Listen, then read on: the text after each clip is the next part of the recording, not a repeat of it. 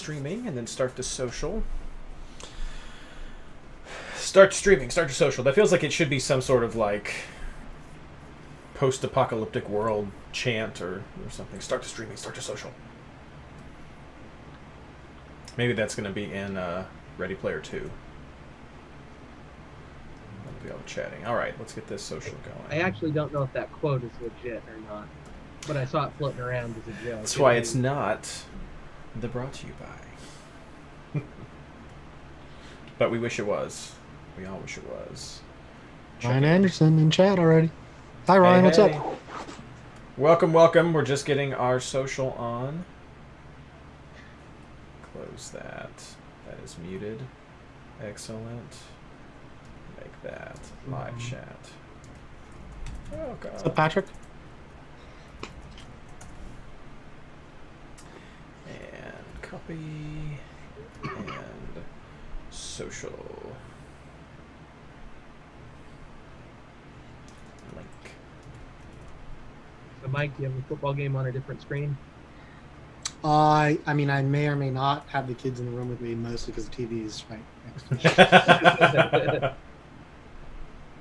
Hey, I'm going to be doing the same thing next week. Yep. So I was watching the Chiefs game, and I had a thought that you might like, Blaine. The thought I had was like the Chiefs are the next Patriots because no one else in their division is any way competent. And they're just going to run to division titles and 12-win seasons doing nothing. Regardless of how good they are, it's just on a train because everyone they're playing in their division are idiots. Yeah. I don't know. San Diego's quarterback yesterday looked pretty good. Quarterback is good. His coach is an idiot. Yeah, his coach is an idiot. I don't know if you saw it. I didn't share it out today, but Keegan Rosenberry was talking about our kicker today on Twitter. Oh, I saw something about that. Yeah. Was Benny Feilhaber talking about? Yeah, Benny threw out Justin Tuck. Rosenberry basically said Butker's the best kicker in a clutch situation. He's got ice in his veins. And Feilhaber responded and said Justin Tuck hasn't beat. I mean, Vinatieri hit a few big ones for a long time. Back in his day. All right, there is the social. Welcome everyone who is with us right now. Do us a solid and share out the social if you'd like. Mike, what's your score? Oh, Patrick, no, I did not see that big What's the news. score on That the is game? interesting. 17-7. Okay. Oh, that makes me rethink. Patrick, you messed up the whole jibe I had ready to go with this. Okay, good news. That's fun. Thank you, Patrick. Ryan Rodriguez to Torino. No, I did not. I guess I'll look at that up right now. I guess it doesn't really mess up anything. It kind of actually flows well with some of the stuff I was going to talk about tonight. Let's see here. Are you guys ready to go with this? Yep. All right. Thanks, everyone who's with us right now. I got a wireless charger for my birthday from my brother, and I am using it right now, and it's amazing because oftentimes I have a phone that is almost dead by the time I'm here or leaving here, and this is amazing. So, awesome gift. All right, turned off the fan, straighten the scarf, and let's get started. Hello, fantasy managers, and welcome to the MLS Fantasy Insider. Tonight, we're going to preview Round 8 of the 2020 fantasy season. This episode is brought to you by FC Cincinnati Olympiacos! Why score from open play when you can score from a corner? Sorry. I mean, brought to you by MLSFantasyBoss.com and the amazing MLS Fantasy Insider Patreon supporters. I'm your host, Reed Connolly from MLSFantasyBoss.com, and tonight I'm joined by my partners in fantasy, Mr. Michael Denton and Mr. Blaine Riffle. How you fellas doing tonight? Doing well. Good. Happy to have you on, of course, as usual. Happy to have everyone in chat with us. Hello, Patrick, Ryan, Charles. That's everyone who said something right now. Thanks for joining us, those of you who are with us tonight, to talk about this September double game week of Palooza. Holy cow. Holy cow, this week is wild. Are you guys ready for it? I don't know that we could ever be ready for it. Can you ever be ready for something like this? Well, that answer, friends, is yes, if you listen to the MLS Fantasy Insider podcast. At least we hope. We hope we're giving you all the tools that you have to be ready. So let's start out by talking about round 7, as we do always. A little bit of a review of takeaways and scores from this past week. How did you all do, Blaine? I got an 84 this week. I'm not going to complain a whole lot.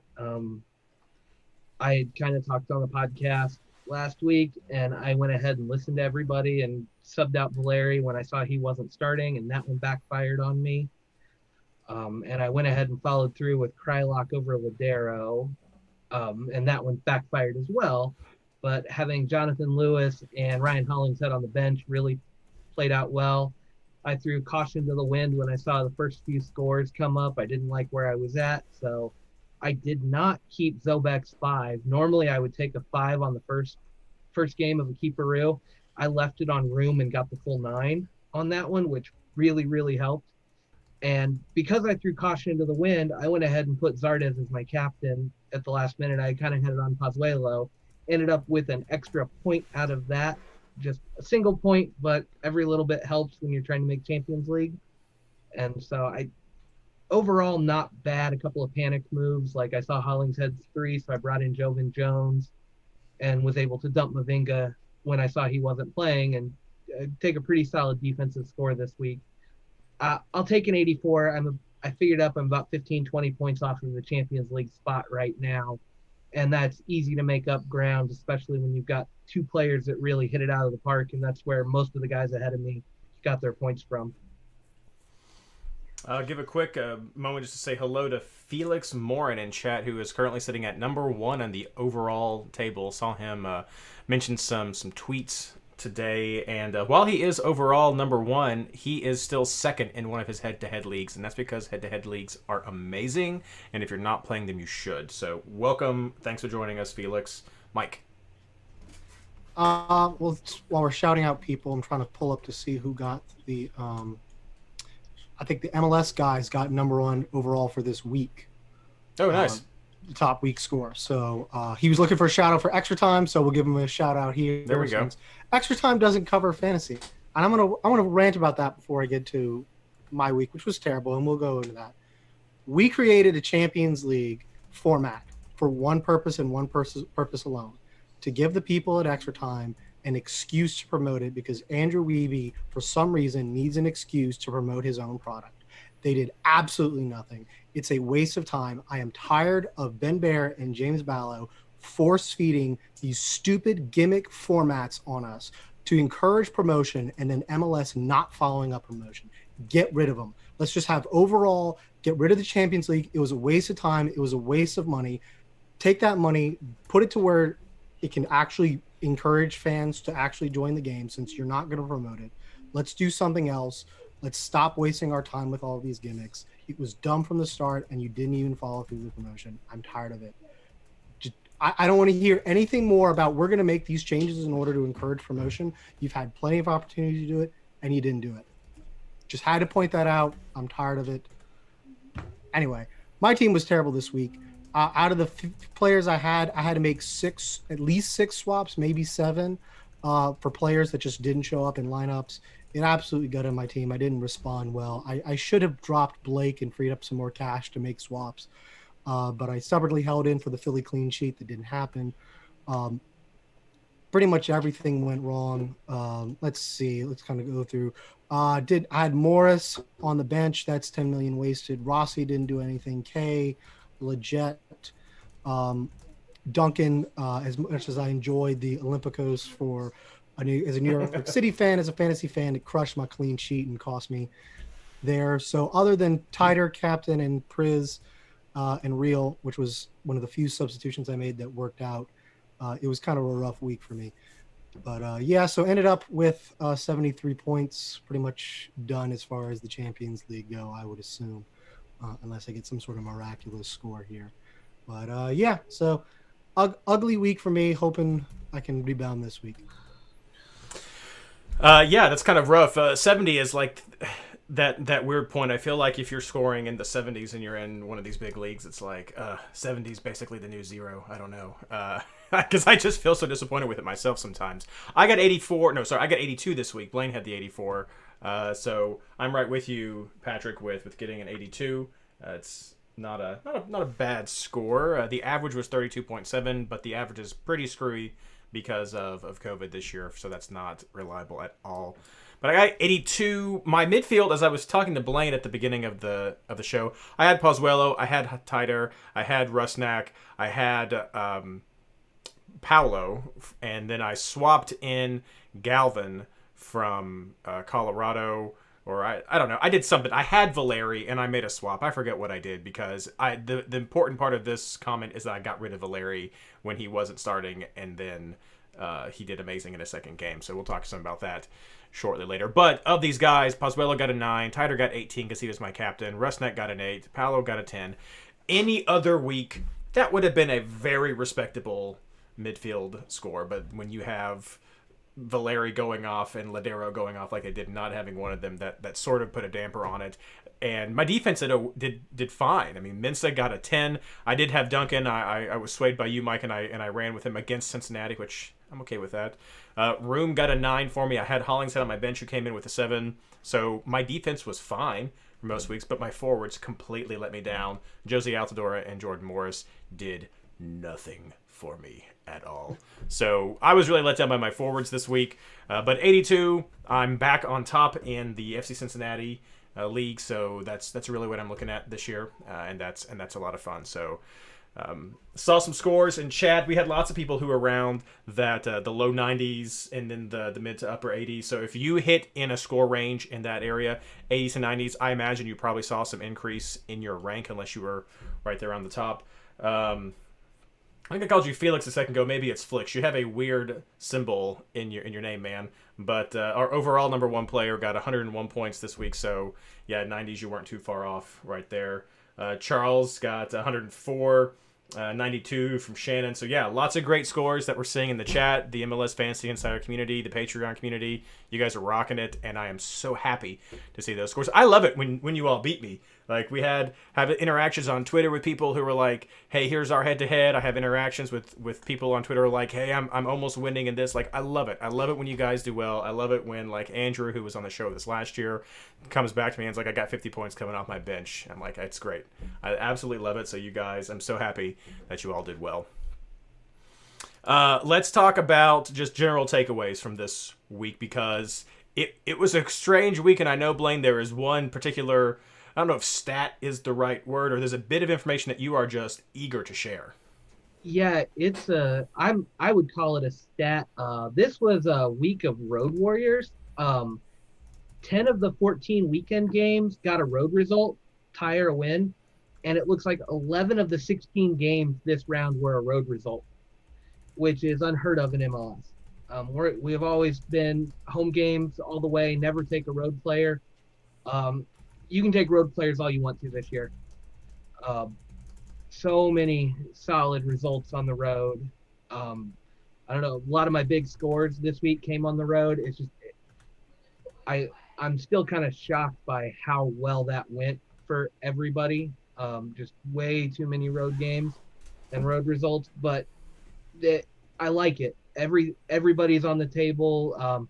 I'm not even looking at home and away anymore as I pick my lineups. I'm looking at teams, and I don't know, the travel thing, traveling in for the day and getting to play and going home doesn't seem to be affecting the guys. Don't know what else there. Patrick just said empty stadiums pretty much negates a true home advantage, which I can definitely see that. I thought it would be balanced out with the travel schedules, but apparently not. And yeah, I'm looking 100% at what the matchups are rather than where they're being played, because it doesn't seem to matter this year. Yeah, I like Ryan's stat. It's down this year from a 43% advantage to a 20% advantage. And we even had, when we had Andrew on last week with us as well, he said normally you were looking at a 1.5 points difference, a multiplier with an average double game week, and that's completely different this year as well. Mike, any takeaways from you? I don't know if I have a takeaway yet, but I mean, I think the biggest thing that happened was what we mentioned about Portland was, I mean, you're not going to have that scenario where you have, 2 games, basically the same game twice, and then you sub out. But I mean, if I guess it's trying to figure out whether or not the right strategy is to keep them in for the second game. If you see rotation in the first game. I've kind of been on both ends of that and chosen wrongly both times. Earlier in the season, I left Nani in. Come to find out he had an injury. He didn't play, or he got 1 point, burned me. Then so this time I was like, okay, I don't see Valeri. I know he's in the 18, but I just can't risk it. I don't know if they're going to rotate him twice. Just make sure he's full and rested for Seattle, or what exactly they're going to do. And obviously he played and scored a huge game. So I think that's kind of something to watch, is to see how rotations, obviously this year is so weird with rotations and so many teams having the schedule crunch. It's really kind of hard to predict when you have backs to backs like Portland does, but that's just kind of something, an observation that's going to be a strategy you're going to have to think about. Yeah, I think you have a great point there, Blaine, about rotations. And I know we've touched on some of this for those of you who listen regularly, but if you're new especially, I think you're spot on. You don't need to be as knee-jerk reaction to swapping out a guy because he's not in that first game. For me, I swapped out Valeri because I knew they were playing San Jose in the second game, and I was thinking back to round 6 when San Jose did a heavy rotation at the beginning. Then they played pretty much their A team at the second game, and they did much better. And while they didn't win, I think they had a 0-0 draw or something. It was a much lower score. And so I was concerned that Portland would have faced a tougher game against San Jose, even though we like to bet against San Jose, but I was concerned that would be the tougher game, which was not true. And that's why I swapped Valeri. But absolutely, I think the big takeaway for the remainder of this season, and maybe even next season, it'll be interesting to see how and if this changes when we have regular games under our belts. But there does not need to be a fear to leave a player in, because this new double game week system is friendly to that. I love it. I absolutely love this, because this adds a huge strategic element to the game, which I know a lot of people have complained about over the years about the game losing this. And Mike, I think you touch on it. That is, I think it's strategy. Maybe some others just call it luck or whatever, but the decision, it at least is a decision element to decide, do I want to bet on this player doing well in one game, or what am I taking from that? So I think that's a great element that this system adds, and I'm so happy to see it. And I'll say I let you guys sway me last week. I jumped on the bandwagon of dump Valeri if he doesn't play the first game. But I know I called it out on the podcast and said if he sits for the first game, I expect him to play the second game. I didn't listen to my gut on that one, but like I remember saying that one. There's some other teams like that, like awful for Columbus. If you've got him set for that second game and he sits the first one, he gets that regular rotation throughout the year. We see it every year with him. He'll sit for a game and then he'll come back. And there has been some of that. It's really knowing the teams and their rotation patterns. Zelarayan is a guy, unlike Valeri, that I will not trust. If he sits the first game, I'm going to assume he's injured and sit for the second game as well. And I'm not willing to take that risk because they've done that. But a guy like Valeri, we know they're managing his minutes. If he sits that first game, you can pretty much bet he's going to play the second one, because he hasn't been picking up the injuries this year. I mean, you're still risking that. They've got some undisclosed injury that's keeping him out of that first leg, but his rotation schedule is pretty well known and documented at this point, and you can bank on that. Other guys, if you see them sitting, you may have to worry about it a little bit more. So it really is knowing the teams and their rotation pattern. But if you can figure that out, you can really bank on those second games. And sometimes that's the matchup you want. And if you see them sit the first game, you know they're not a rotation risk for the second game. Yeah, and that's the strategic element that I identify from this, is understanding the teams and how the rotations work, or even looking at the future and seeing what games are to come to find out when a rotation might happen and how to respond to that. So, no, I think you do say it very well, Blaine. A few other Go ahead. No, go ahead. I'll just add one thing. I think the other thing about this season is that you need to know that ahead of time. You right now you're not having time to be like, okay, this guy like Valeri's or like, let me go hop into Discord and ask somebody and kind of have a conversation because generally you've got 15 minutes with the way these lineups are coming out. They're not releasing them an hour before. You kind of have to do it quick and make sure. So kind of having a plan ahead of time. I think that's part of my problem last week. Strategically, I didn't have a good enough plan to be like, all right, if Portland rotates everyone, I'm going to do this, this, and this to free up money. Maybe bring in Pozuelo instead of Valeri, because that's where one of my big mistakes was because I had invested money in Blake. I didn't have money to invest in Pozuelo, which is probably the change I should have made, and I kept making mistakes on going on down the line because I didn't make that first change. So you got to have a plan ahead of time. Yep. A few other takeaways that I will mention before we move on is there were some red cards this week that we're going to be talking about. Some of those players have served out their suspension from the double game week. Some of those players have a question mark if they've subbed out their suspension due to the double game week or if they're going to get any more games added. So what I'm getting at is we're going to name some players who got a red card in round 7. Keep an eye on them if you're considering one of those players. And there was at least one stupid red card that just in that Montreal game. Oh my gosh, with Camacho, the knee punch, it was ridiculous. If you listen to Extra Time, they talked about that a lot. It was ridiculous.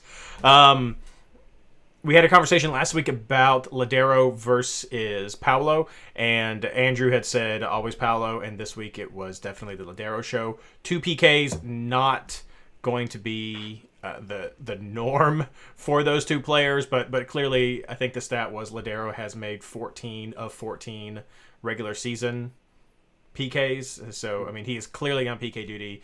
PKs, Ladero is greater than Paolo, but I still agree with Andrew that I think Paolo is better in the general open field stats that you look for there. So next, Atlanta are trash. So we have there's just nothing. Yeah, there's just nothing redeeming for me about Atlanta at this time.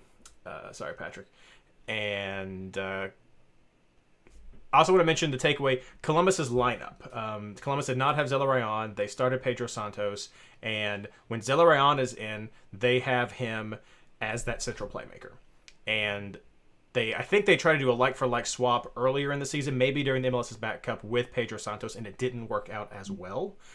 This week, they sort of ran a 4-4-2 and had Zardes and Pedro Santos up top. And I believe Pedro Santos scored, but it worked. It was not the Columbus got the win. Columbus is still doing amazing things. So keep an eye on that Columbus lineup. If Zelarayan is still out, just see how they're going to play because that could influence you when you want to start up. I guess that's a generic thing. I guess you could say keep an eye on a lineup. That's kind of a stupid comment, but I think for Columbus it's important because without Zelarayan, it changes a fundamental way. It looks like it's going to change a fundamental way. They're going to even line up and play, and that should have an impact on the value you put on your players. Because Pedro Santos is not a bad fantasy player. He had some great value in the past, and so he is not a bad option. Likely a candidate at times for our bench, our boomer bust players that we started talking about last week. So pay attention to that.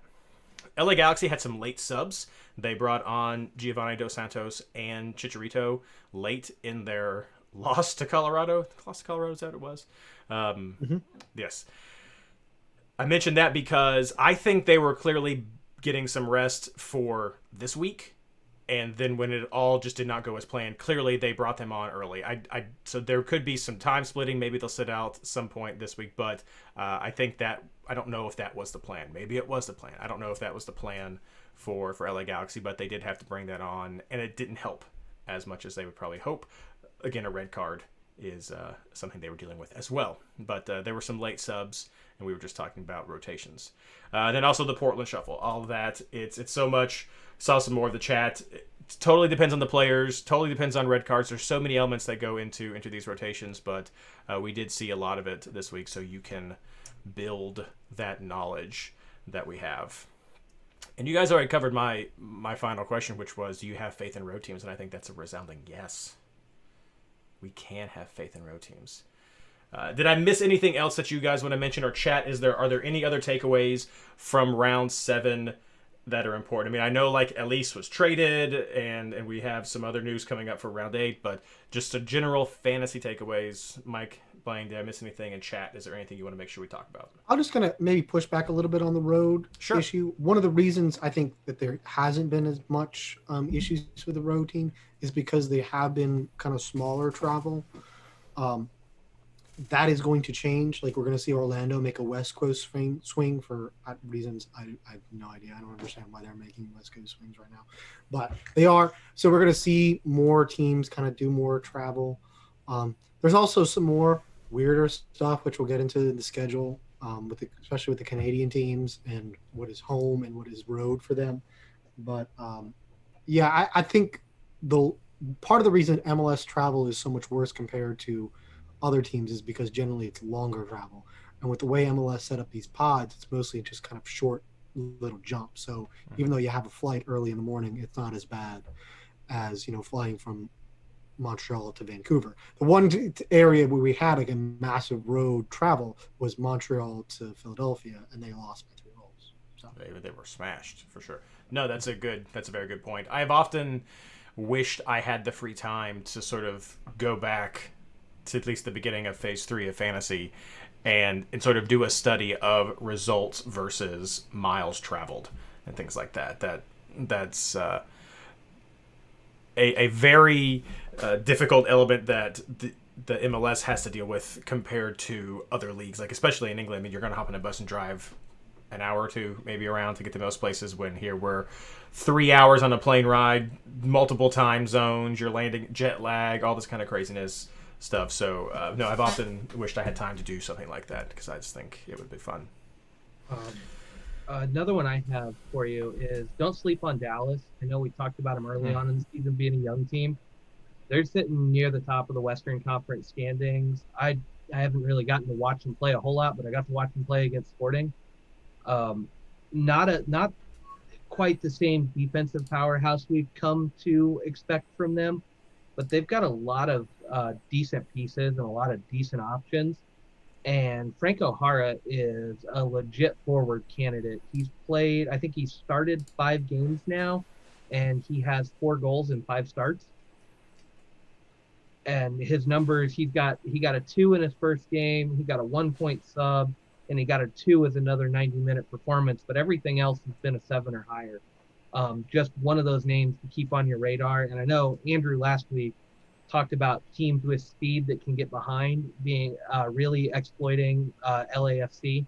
Kansas City's another team that can be exploited with speed over the top, and Hara's got it, and he took advantage of it against Kansas City. So that's just a name to keep out there. Definitely could be flying under the radar a little bit, so I'm going to throw him out there as just an option given the weeks. But Dallas looks pretty good right now, and they've got guys scoring fantasy points all over. It's just, can you catch the right one in the right week? All right. JoJo mentioned, he said TFC is sucking. But I think, Mike, you covered that, just the weird schedule that the Canadian teams have had. But they're definitely not probably doing as well as we would hope they would at times, especially with Josie right there. All right. I think the fact that they've had forward issues, I mean, Akinola kind of just came back healthy. Josie, I think, has been struggling to get healthy. Also, they've been underperforming their expected goals, which maybe is kind of a symptom of the fact that your normal clinical goal scorers are not on the field. Oh, for sure. Trying to score with Pozuelo. But I mean, I'm not too worried about Toronto, but the names we keep going to for Toronto keep putting up decent scores. Yeah. I mean, Paz has got a 4 and a 5 in his last 4 games, but he's also got a 9 and a 14 in there, and I think a couple of those were double game weeks. So the lower one doesn't even matter again, or it doesn't count against him. So you got to know your players that you're picking, and whether TFC is doing well or doing poorly, he's always getting some decent points. We have arguments in chat with Ryan Anderson saying that TFC is popped into his number 1 in the power rankings this week. So we'll see. We'll definitely see how that is. We'll check out our player recommendations and see where Toronto lines up at. Let's move on to our housekeeping section. Before we get there, round 8, before we get there to player picks, Round 8 starts on September 23rd. That is this coming Wednesday, regardless of what day you're listening to this podcast, of course, unless it's Thursday. And that is starts on round 9/23, ends on 9/27. Round 9 starts. Nobody knows. The games just disappear. There's nothing on MLSsoccer.com. There's nothing in fantasy. The schedule after round 8 has not been loaded. I don't know if it's even been created. I don't know what's going on. Up is down, left is right, soccer is football. Who knows? But the round 9 is not there. If I had to guess, based on the pattern that we've been getting with this post-COVID MLS is back era, games weeks tend to start on Wednesday. So I am just working under the assumption that round 9 is going to start on September 30th. So take that as you will, but round 8 starts on September 23rd, which is this Wednesday. So be sure you have your teams locked and ready, because every team has a double game week. Let me say that again so that people in the back can hear it. Every team has a double game week. Sorry, low budget sound effects. No, it's massive. This is not a everybody on Wednesday is going to play. Well, it is. Everybody on Wednesday who plays is going to have a double game week, and that's everybody. Every team is playing, and then every team is playing again. It is the most ridiculous double game week ever. It is crazy, and it's going to be a nightmare for anyone who's trying to work on switcheroos or keeperoos or anything. So everybody has a double game week. Here are the teams who have a double home game week, for whatever that's worth at this point. New York City FC, Chicago, Nashville, Colorado, and LAFC. The teams with a double away game this week are Houston, Montreal, Orlando, and Seattle. Did I miss any, Mike? Get all those? I think you got them all. There we go. Mike double checks it all.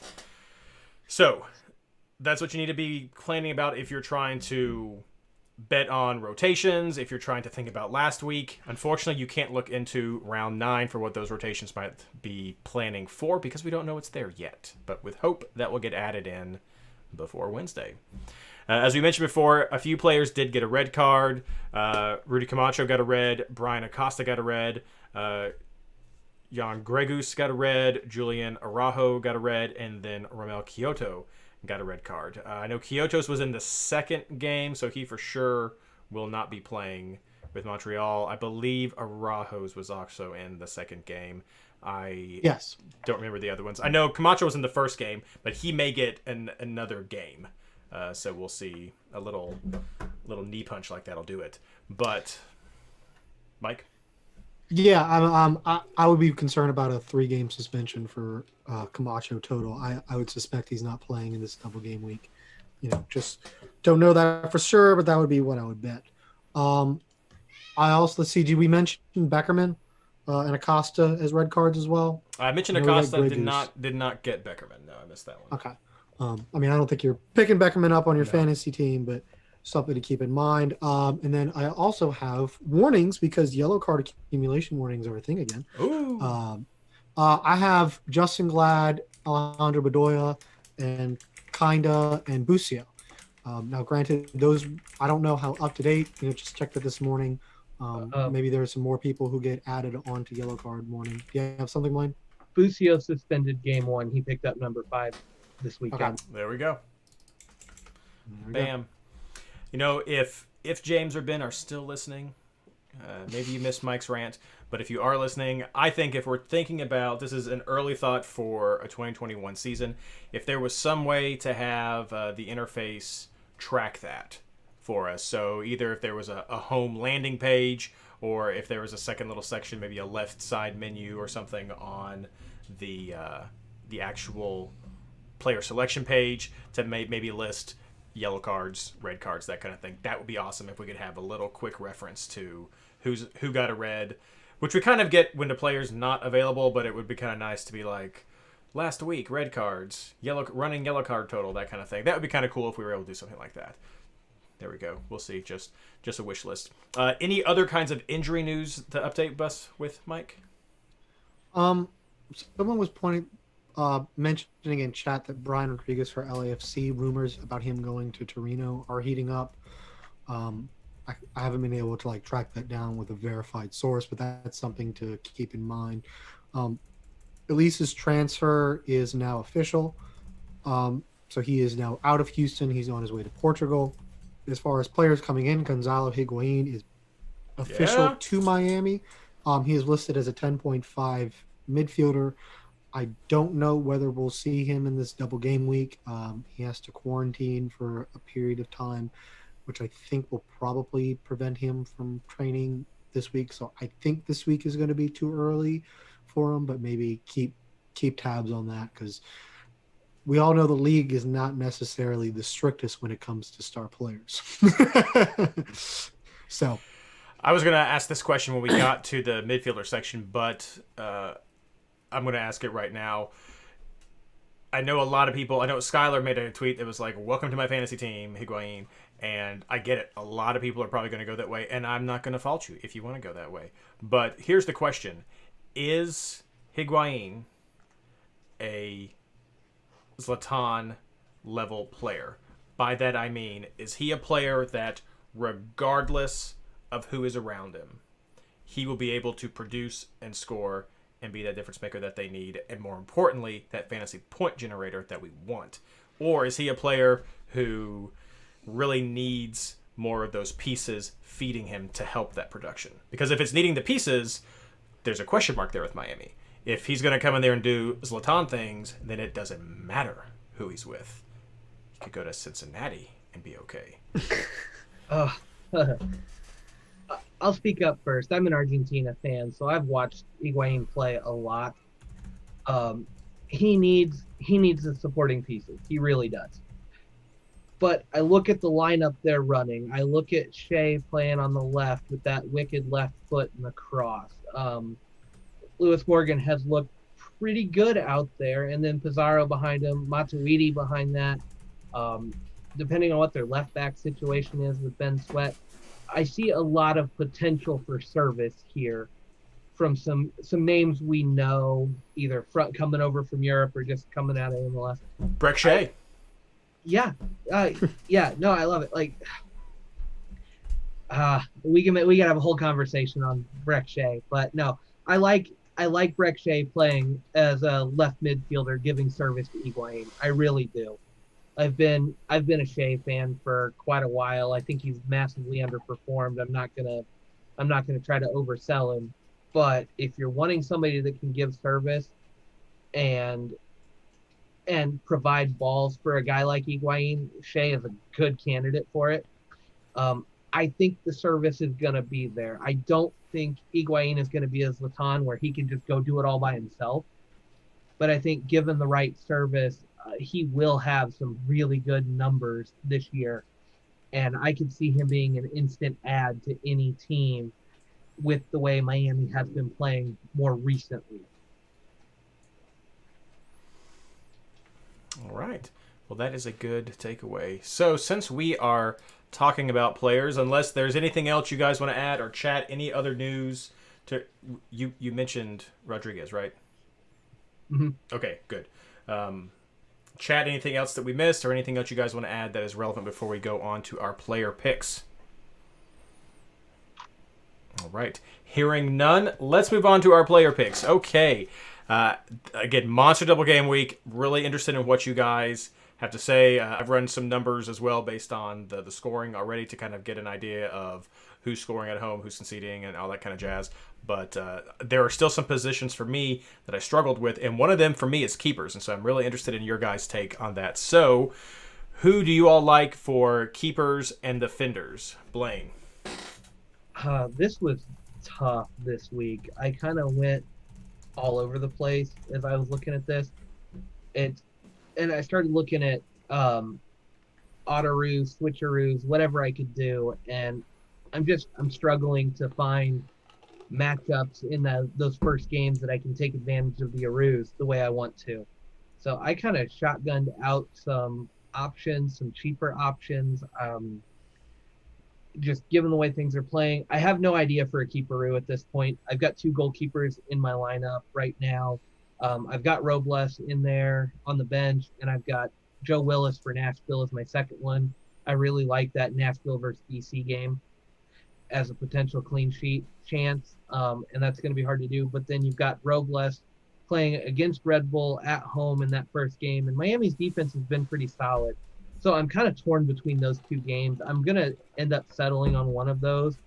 And honestly, I may just sacrifice the Aru this week because you'd be looking at, I mean, to see both of those kickoffs, I'm not going to see a full game. I mean, you could throw in whoever Dallas runs out there because Maurer is back.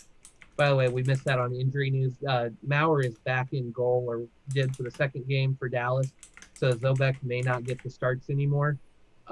You're going to see about an hour of a game before you have to make a lock in a lineup. See half the game. So if you've got somebody you like that they're playing well, or if you see them give up a goal, you can immediately switch.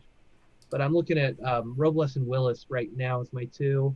And since I'm on the Nashville train, I've got Dave Romney in there as well. I do kind of like that DC matchup. And then I was talking him up. I've got Breck Shea in there. I like if I'm going to go look at Miami's defense, he's playing as a winger right now, or he's playing as a wide mid. Out of position, he's getting some decent numbers. Sure, he's had some good games. Like, an out of position defender is always a hot commodity, and I think he is a solid shout if you're looking at the clean sheet. Might as well see what happens here. If Higuain's playing, that makes his value go up even more. I doubt Higuain plays, but that's that. And then I'm kind of looking, I've got Andrew Farrell and Lawless Abubakar in there as well, just as kind of Ottaru options. I think both of those matchups are pretty good. New England's going to play Montreal without Kyoto for that first game, which could be really good for them. And then Abubakar's got San Jose in the first game, and he's been an aerial threat. And with the way San Jose is giving up goals to everybody, I see a lot of potential there. So I just kind of shotgun some guys in. Probably going to have two defenders on my bench in an Aru situation just to see, because the lineup or the timeline just does not match up for a lot of game night tinkering and making adjustments on the fly. All right, Mike, who are you looking at? So I have Matt Turner in goal. I think matchups against Montreal, and especially Montreal without Kyoto, so that pretty much just leaves Tider by himself. I kind of wonder if Tider might get rotated that game since it is on turf, and they're probably missing Kyoto and Camacho anyway.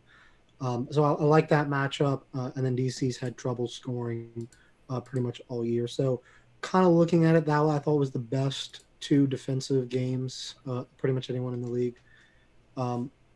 So I also have Farrell for New England. I looked at Butner, but for a little $2 million cheaper. I thought the production was comparable, so I went with Farrell. Other defenders I have Segura from LAFC. 2 home games, Vancouver and San Jose. They've both struggled. I know Vancouver has been hot of late. I think they've won 3 or 4, but their competition hasn't been the best. And they've had some red card helps in the middle of that scenario with Beckerman and Camacho. So I don't know quite how much noise is in that, but so I'll take the 2 home teams against 2 home games against struggling teams. Then I'm going to ride Duncan again. Red Bulls have been defensive. They got unlucky this week. Maybe they need to work on their Olympico defending. But other than that, I think they'll be okay. Miami doesn't have Higuain yet. And I know Miami has been producing, but they don't have this is their first cross-country trip. Excuse me. Well, actually, Miami's at home. Sorry. One of the things we forgot to mention on the schedule, sorry, I was looking at Duncan. Montreal and we should mention Vancouver has a home quote unquote game against Portland, but is being played at Portland. So it's really a home game for both Portland and Vancouver, because that's Vancouver's new base and Portland's obviously still in Portland. Montreal, on the other hand, is going to be at Red Bull Arena. So Montreal is the away team listed at Red Bull Arena, but even though it's their home team, so it's a weird scenario. Anyway, I like Duncan this week with all that weird stuff that Montreal is going to be having to do with red cards and all that. I kind of like Duncan in that scenario. And then on the bench, I have Real for Philadelphia Union. He's on the bench because he hasn't been a consistent starter, but we saw this past weekend against Montreal, he was able to get some assists and get some kind of offensive production. So I have him on the bench to kind of see if he can get that. And then Philly is playing against Cincinnati in their first game, Miami in the second game. That seems like a decent shout for a clean sheet if he starts. If not, I'll have to swap out. Those are some good ones. You guys have a lot of the same thoughts that I have. Right now, for me, it's been a price. I looked at Turner as well. I thought I like what I've seen. I like that matchup. I like Turner. I was also sort of thinking about LAFC as well because they play Vancouver and then they're also playing San Jose, but they haven't been keeping the clean sheets. They have some value there. There's a question mark there, and I would in any other week where I had some more flexibility with a keeperoo, that is exactly what I would do. Is I would roll with LAFC, especially if I had them in the first game to see that score, and then flex that one. But for me, I ended up trying to just save money. So I am looking at Luis Robles right now, 6.1. Betting against New York Red Bulls is what I'm doing, and then the question mark about what's going to happen with Miami at home, I don't know that's there, but I'm mostly betting on that Red Bulls game that they can do something there.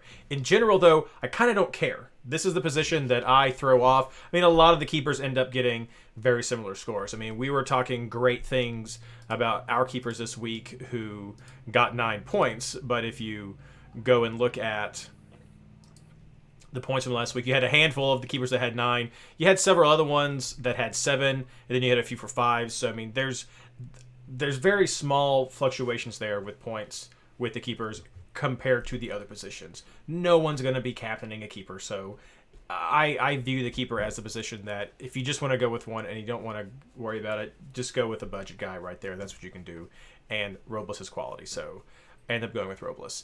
You guys already get a shout out to the majority of the names that I was going to point out. I like New England. I agree with chat. I like New England. I like Dallas. I like both of those two teams. I don't have any Dallas players in my team right now. Again, that's sort of a budget situation, but I could swap around. I do have Butner. Maybe I will downgrade to Farrell because I do like him as well to try to save some money. To get a little bit more flexibility. I also like Romney. I think he is enhanced in his quality being with Zimmerman, and that price point of 6.4 is fantastic. And the double home game against a DC team that I like. Maybe Houston. Houston's got some chops, even without Elise, but it's mostly that DC game. And then I agree with you, Mike. I have Real on my team right now because he seems to be the cheapest way into the Philadelphia defense, and I am still totally okay with betting against FC Cincinnati for Philadelphia. Originally, I had Mbiazo in there, but he's 7.7, Real is 7, and I'm going to see what happens. That might be one that I move. I also have Tinnerholm right now on my team, and again, that is because I am, over the last couple of years, just become a huge Tinnerholm fan when I'm looking for an offensive defender. He bombs in the crosses, routinely gets assists, lots of numbers there. They're playing against Toronto at the beginning, which we had our Toronto discussion a little bit earlier. May not be the best matchup for New York City. I know they've had their struggles, but Tinnerholm is still a quality player. But the next week, they're going to be playing FC Cincinnati on Saturday. So that's a kind of a quick turnaround, but they're playing FC Cincinnati. I don't have a lot of confidence in FC Cincinnati's ability to score open goals. I don't think Harris Medunjanin is going to curl one in from the corner and bend it like Beckham against New York City again. So I kind of like those chances, and I like Tinnerholm, and he's 9, so that could be another spot where I try to save some money. Others that we've seen in chat, I mean, people are talking about Zimmerman, people are talking about Vines. People are betting against DC United. People are betting against that. So that's a lot of where people's minds are, picking up New England players because DC has struggled, picking up LA players because San Jose and Vancouver have struggled. So I think people are on the right track here. Reed, I've got to ask you, because you're here and then chat can chime in. Why is everybody so high on Dallas? Dallas is 6 games running without a clean sheet. I know in this format we tend to go clean sheet hunting. Mm-hmm. Just Because Dallas is playing Atlanta, and I will ask you to go back to the beginning of the show where Atlanta is trash. yeah, I think Dallas's defense is still okay.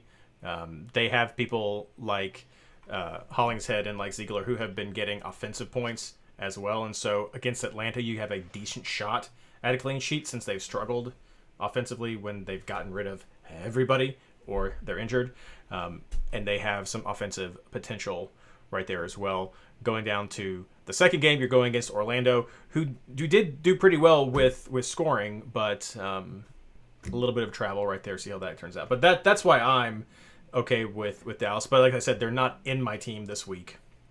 Yeah. Yet, if I would probably look at Hollingshead. He's usually my go-to Dallas guy. Yeah. No, I set you up for a quick bonus points answer because their averages. Bam. I actually looked up.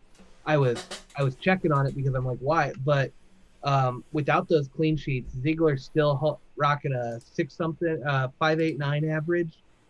Hedges has a 4, and Hollingshead has a 4.75. I mean, that's a pretty good bonus point run there.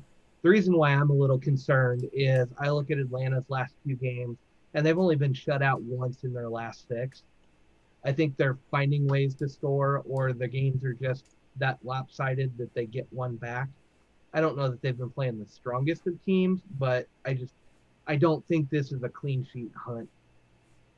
But I think the bonus points are there.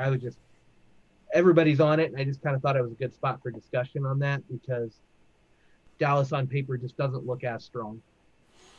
Yeah, so the numbers I have has FC Dallas in sort of the top third, near the bottom of the top third, but in the top third of teams that are good at not conceding at home.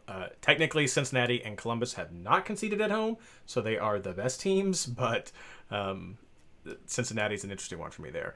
But Dallas is kind of in that top third of teams who have a pretty decent defense at home, and then when they're on the road, they're in the middle of the pack as far as conceding on the road. But I mean, they're right there with New England. We're conceding on the road, a little bit better than Toronto, a little bit worse than Vancouver of all teams, a little bit worse than DC United, but it's okay. And I'm banking more on the bonus point chance and the struggles of Atlanta than I necessarily am on the quality of DC.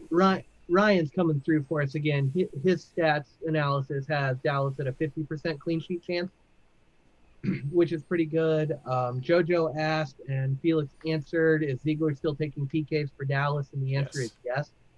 And then Hollingshead playing out wide gets forward a lot. So chat's coming through for us too.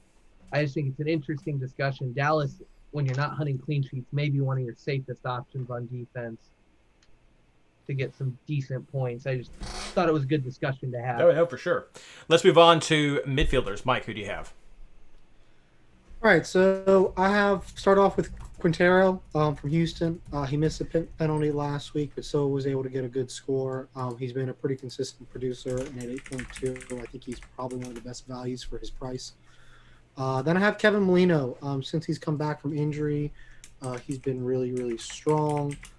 He's got matchups. Obviously, the Columbus matchup is a little tough, but you're never really quite sure which Columbus you're going to get. And then RSL has been giving up goals. And yeah, every game, when Molino has been starting since COVID comes back, if he plays like more than 45 minutes, 13, 15, 10. So he's a little bit of a rotation risk, but that's kind of one of those players, kind of with Blaine said, no, I'm not even going to look at his lineup. As long as he's in the 18 for the first game, I'm going to keep him in because he's been rotated a lot coming back. Then I have Mark Anthony Kay, again at Vancouver and San Jose. San Jose, if this was a normal season, would be on a record-breaking pace for goals allowed. So even with all of the struggles that LAFC have, I really like them to get some goals. And then I have Diego Valeri. I wish he was going to play more of the Vancouver game, but I sort of suspect he'll start the the game against Seattle, and then rotate for Vancouver, but we'll see. even so, he's been so good when he's in there. I feel like I can't leave him out. And then I have Bassett on the bench. He's 9 million. He's been other than the 2 he got in the first half of last week, he got a 10 the second half. And then Colorado, that first game is a matchup against San Jose, and it's really tough to find consistent producers from Colorado fantasy wise. And Bassett is the best ticket I have into what I suspect might be a goal bonanza at home against a struggling San Jose team. Blaine. Yeah, Mike's got a lot of mine already. I've got to go with somebody for LASC. Right now it's on K because Blessing hasn't been playing or putting up the numbers. But given the Rodriguez change, Blessing may get to come back in and play on the wing, depends on how they line things up. But I think you want some LAFC coverage here. Vancouver and San Jose are 2 teams that they can take advantage of. I've still got Pozuelo in there. His average is so good.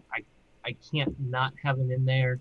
I kind of want to see the New York City lineup, if I'm going to keep him or not. But he's in there. And then Molino and Valeri for the same reasons Mike said. These guys are really strong.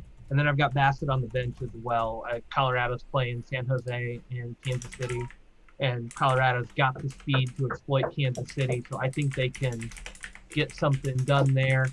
I am toying with another name, though, so I have to throw this out there because if I drop Pozuelo, I'm actually really considering Madran for Chicago. And I know that's a name we haven't talked about much this year, but with that's on the second game more than it is the first. Houston hasn't been the strongest defensive team, but I really expect Chicago to pick Atlanta apart here. And Madran has been one of the key playmakers for Chicago going forward. And I think if you want to go Chicago, if you like that matchup, which I really do, I'm really tempted just to put him in there instead of Pozuelo and see what happens. I think he's going to get something done this week. And Chicago has been one of the teams that have been underperforming their expected goals. Like I think last week they had almost 4 expected goals and only 1 goal. So kind of one of those weird situations. Chicago is probably better than their record, especially kind of where they've been located. They've been playing, I think, tougher games than some of the other teams. And so expanding their opportunities to get games like against Houston might be exactly what that team needs. I mean, they came really close to beating Columbus, I guess it was last week or the week before, and then just blew it late. They're a team that's like on the cusp. It's just a question of whether or not they get it done this week. And Madran is 10.4. He's a little bit expensive for a flyer. You know, like he's had like decent runs, but you're not having that explosive when you have so many other guys at that price who are a little bit more proven. That's why it was tough for me to pick him up, but I'm definitely looking at him. What's your thought? What are your thoughts, guys, on Atuesta versus K? Has Atuesta been playing that much? I honestly have not been watching the LAFC games. Pulling up stats on both of the guys right now. I mean, he's got 55 minutes over the last 2 games. Well, he had an injury during the MLS's back tournament, I believe, because he was starting out like he usually. I mean, he was the big points go-to last year. He's not been playing as much. So he's not been getting those points. And I think that's the concern about Atuesta this year. If the Seattle game's any indication, he got 3 points over 45 minutes. Yeah, that's not terrible because he had to pick up 2 bonus points somewhere else. If you pick him up, yeah, Ryan confirms he's just got back. So he played the last 2 games just as a sub. So if you're going with Atuesta, you're hoping on the return of form on someone who's just come back from an injury. If he starts in the way he plays, I think his bonus points are there. I think he's got the better floor. I just don't know that you could take him over K or even Blessing if Blessing's going to start too. Sure. I think there's some other guys that have a higher ceiling, and this is not the game where we're looking for floors with the new double game week scoring and all of that. Until I see him back in form, I can't take him. Yeah, he's an interesting pick. Might be a good bench option to with our new segment coming up. As far as I am concerned, we're a lot on the same page. I like Bassett. I like him enough to have him in my starting lineup. Valeri because Valeri things. Quintero because Quintero things. No, I like that matchup with Quintero with Elise gone. I think he's going to be the natural go-to person right there, and he's been having great production for us already. Valeri, he's a guy that I have even more confidence now that if he's going to be not traveling for this, not really this faux Vancouver home game, and even if he does sit out the Seattle game, that I have confidence that he will have a good score. Likely not going to make him a captain, but confidence in a good score. I have Bassett. I have Paolo on my team. It's a price consideration right now, but I also think he does have good production. Ryan was commenting on that as well in chat when we were talking about it. He likes Ladero's underlying numbers, and I can't blame you. If anyone wants to go with Ladero, I can't blame you. He's almost 14 million, and for other positions I have, that's too much. I could probably cut down on some of my defense. If I was going to cut anything for Ladero, I would either need to not run 3 forwards or scale back on some defense if I can find cheaper defenders. So for me, I'm looking at Paolo right now and hoping that there aren't like 27 PKs for Seattle this week. Other than that, you guys named some good ones for consideration. The LAFC game is intriguing for me. I don't have any LAFC coverage right now, and that's partly because their midfielders have not been what I would call reliable for producing those fantasy points. Atuesta has been injured. Blessing hasn't been getting some of the minutes. Blessing was a very interesting option, especially during the MLSFI tournament, for where he was put, what his price was, and what his production was. But right now, I don't have any LAFC coverage, even though I think they look very good. Yeah. Patrick's thrown out a name in chat that I think we could talk about a little bit. Sure. Fontana for Philadelphia. Sure. 3 goals in his last 2 games. The problem with Fontana is he's got 3 goals in his last 2 games, but in his last 4 games, he hasn't even tallied 90 minutes. He's a guy that if he starts for Cincinnati, stash him on your bench. He's $4 million. Like he's got to be somebody that's got to be talked about on the show. Yeah. If you're one of those players that throws everything into your team and doesn't build a bench, put Fontana on your bench. Like you have no excuse not to put Fontana on your bench this week. He's $4 million. He's not going to cost you a thing. So throw him in there, see what happens. If you're on the cusp, if you're looking at a guy like Kay and a guy like Bassett, you want to say, oh no, I'd rather have Ladero this week. I'd rather get somebody bigger. Go ahead and upgrade one of them and throw Fontana on your bench. You're not going to be risking a whole lot. He's kind of got that super sub thing going right now, and he may start versus Cincinnati. I mean, 3 goals in 2 games. He got 45 minutes in the last one. When you're producing like he is, coaches take notice and they have to give you a shot. He's a name to keep out there. I overlooked him because I honestly didn't know he had 3 goals in 2 games. But I don't look at my 4-0 guys very often. And a 4-0 guy, if he starts, got to be in there. I would worry about him getting minutes, but it doesn't cost you anything to put him on your bench either. So he's definitely something to keep an eye on. And thank you, Patrick, for throwing him out there. Yeah, he's very similar to Galvan for Colorado, who has a goal and an assist in the last 3 games. 2 games ago, he got a goal. This week, he got an assist, but he's never played more than 36 minutes in a game. So, same kind of situation there, 6.4. I will harken back. Remember, Cincinnati has not given up a goal at home yet. But we'll see. Philadelphia is quality. Good to point out. Yes, thank you, Patrick. Good one to point out. Let's move on to forwards. Blaine. This was tough. There's a few names I want. I've got Zardes in there still, but I want to see the lineup. I mean, how am I not going to have Zardes in there? That's an auto ad for you. Yeah, it really is. It's just a set and forget type of thing. I do like that Cincinnati game, and I think they can do some damage to Toronto. Toronto hasn't been playing as well. I think realistically, he is a viable option this week, although I don't think he's a top 3 option. I have Diego Rossi. That could be a hat trick for San Jose. I'm not going to miss out on that if he scores a hat trick on San Jose. Like, I I think he's one of those guys. You've got Vancouver, you've got San Jose, you've got two good games. I think 90% of players will probably grab him because of his history. And I don't think you can afford to miss out if he goes off. So just set him in there and forget about it because, yeah. And then I like Diego Rubio this week. Again, Colorado versus San Jose. Kai Kamara is no longer with Colorado. That means Rubio's probably the premier guy.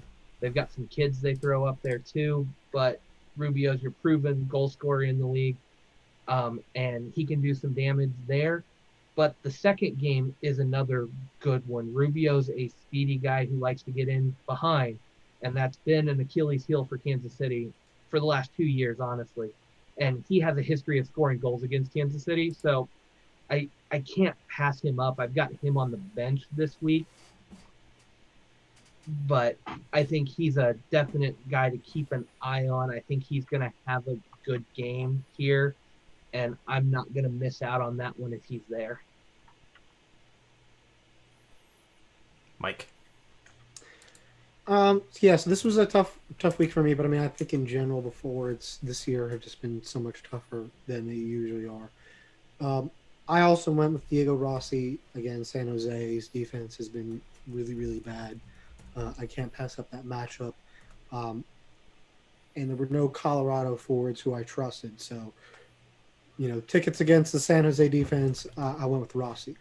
I'm almost going to stick with Przybylko from the Philadelphia Union. Again, they have the matchup against Cincinnati. As you said, Philadelphia's quality, so I think they can get a goal at Cincinnati. And generally, if you can get that first goal, things tend to open up. Then they have a home game against Miami. I still have questions about Miami's defense, so I think there's some opportunities there. Then on the bench, I have Abobasi. Abobasi has been frustrating because he doesn't start every game, but generally in a double game week, he'll start one and come off the bench in the other one. But every time he starts, he's gotten either a goal or an assist. So at 6.6, I think where he is now, for price, he's a really easy one to stash on the bench and see what happens. Sorry, just making a quick comment to chat. They mentioned one of the names I was going to pitch out there as a thought. So currently right now I'm running 3 forwards. I kind of like picking forwards this week. I have Przybylko, I have Rossi, and I have Ruidiaz. And that's just... Ruidiaz is the one that's sort of on the bubble. That could be, if I did ever want to move to a Ladero, I might make some changes there. But that's who I have right now with my team. Some of that is to see what happens in that Portland game. That's a huge rivalry, and I want to see what happens there. One of the ones I was going to throw out, which has been mentioned in chat, which I was wondering if I was going to be the one to mention this or not, is Barrick with Chicago. 9.4, has 2 goals and 1 assist in his last 2 games. He gets decent minutes with Chicago. He's gone 90 twice, including last week, but he's usually playing. Oh no, sorry, I didn't scroll it far enough. He's a starter. He's got reliable minutes for what you can expect with Chicago, who are playing Houston, which, as we mentioned, some questionable defense there. And then in the second half of the week, they're playing against Atlanta, which, as we mentioned, are trash. And so I can't help but think of Guy Sanchez whenever I talk about like dumpster fire. That's what goes through my mind every time. But that was one that I was curious if anybody else was going to point out right there. First of all, I think we've said Atlanta is trash so many times in this podcast. I now expect them to win both games. Yeah, no, that's just gonna happen. It's just gonna work out for them. They're gonna get a double hat trick. That's what's gonna happen. So in each game, double hat trick in each game. So 2 6-point games. Mike, we know they're going to give up a few goals. Don't pick defenders against them and you get the best of both worlds. I'm sure. The other name that throwing out there I've seen in chat as well is Bo. He's a name that's always a conversation because of bonus point generating ability. And, of course, they're going against Montreal this week, and then they play against DC. And you're probably mostly banking on that DC game. Montreal did just drop a whole bunch of points to Vancouver. But Montreal can be weird at times, and that's really all I'm going to go with. Sometimes Montreal is just like, well, we're going to get it together mostly. So, and without some of that reliability that we've seen. I mean, they've got win now, but just with some reliability struggles there with some of that production. Bo might get some bonus points. He might not get a goal, but he is always a player that. And he was off corner kicks last week. No, that's a good mention that chat pointed out there. When he's when he's getting bonus points, he's always a valid option. Yeah, he only got 2 points last week. His last few scores are 3, 4, 5, and 2. And against one of those included an assist. So, I mean, he's 2 games running without any bonus points now. Well, then drop him like a bad habit. Yeah, I mean, he's 8.4, so he's cheap if you want to take that ticket into it. But, yeah, he hasn't been the bonus point producer that he was.